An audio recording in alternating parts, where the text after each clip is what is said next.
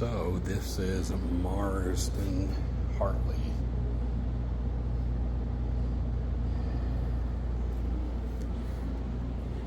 What do we have here? A yoni, the vagina, and the number 8, infinity, the Cadus wand, the Holy Communion. Also the Ankh, right? Which is the perfect balance between man and women. If you've seen my Women and the Philosophy of Women in the Occult series, talk about the balance that we're supposed to have.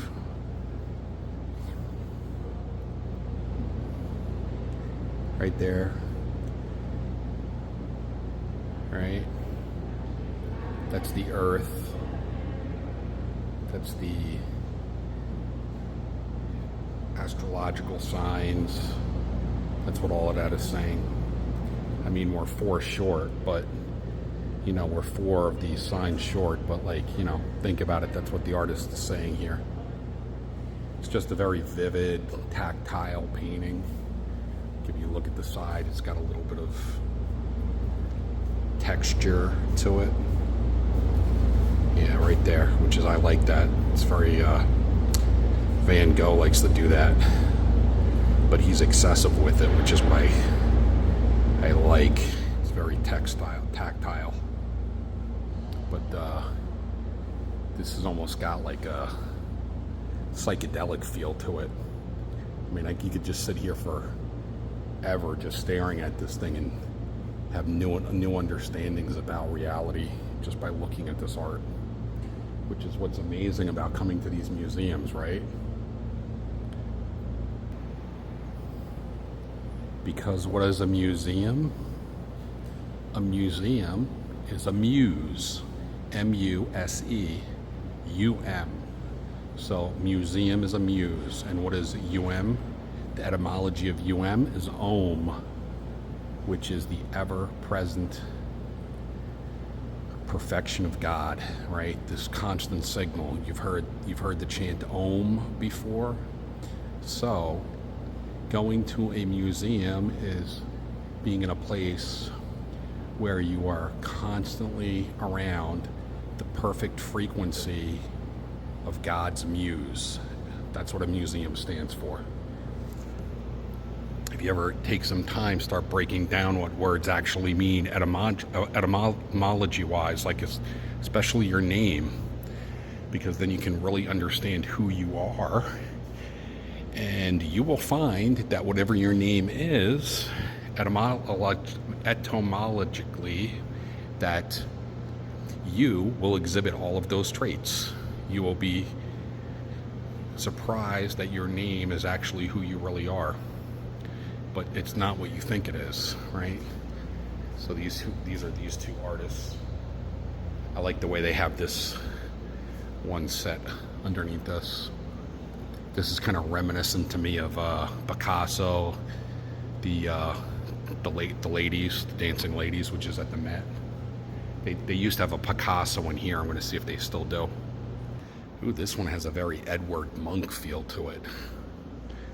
Right? It's like they're passed out on like opium or narcotics, right? I love the cat. Right? Happy birthday, mother. 1911. And this thing is just so incredibly beautiful. I mean, it's for it to be 100 years old and to be this radiant and colorful is just, to me, you know, what I love about art. But there's almost a melancholy, sadness in these women. Look at her, she's got a blank stare. Look at the moon, right? The willow tree.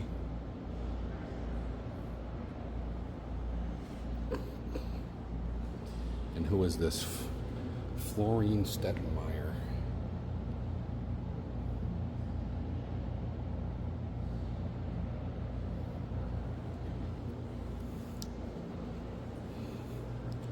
Let's see what else we've got in here. Oh, this is interesting.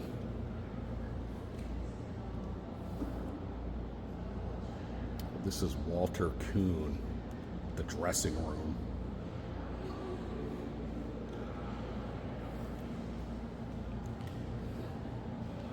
Oh, I love this one right here.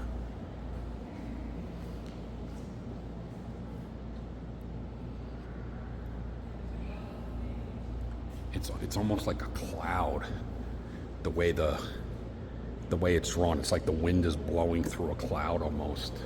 It's very ethereal, has a very ethereal like feeling to it.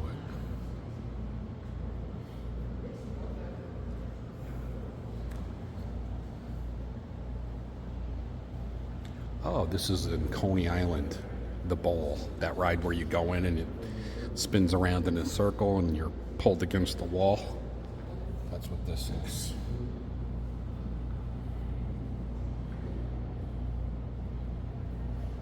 $1933. So Coney Island was such a huge attraction here in Brooklyn. I mean, it still is, but especially back in the late 1800s, early 1900s.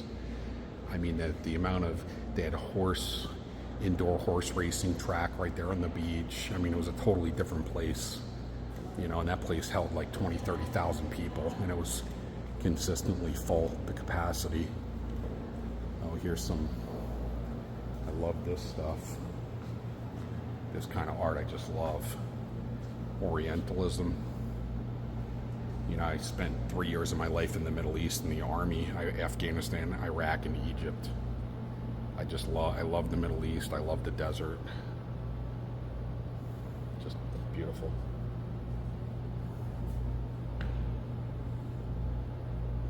Look at this one.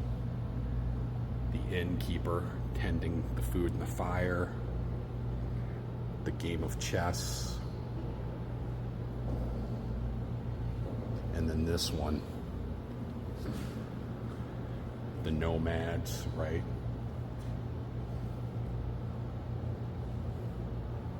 Oh, this is Turkey, Istanbul.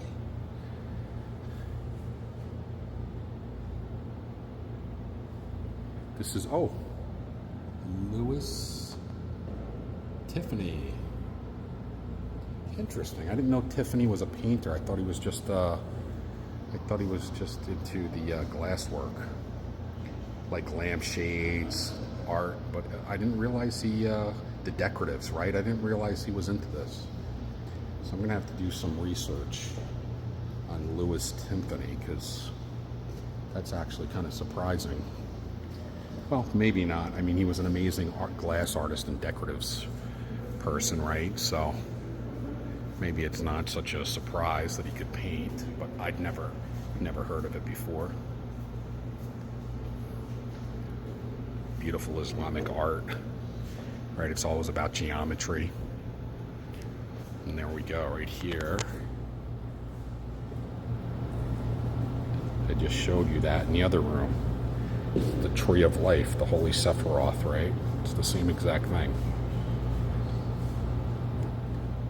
Islamic and occultism and Jewish occultism, they're very similar in their symbolism and their means of inducing magic.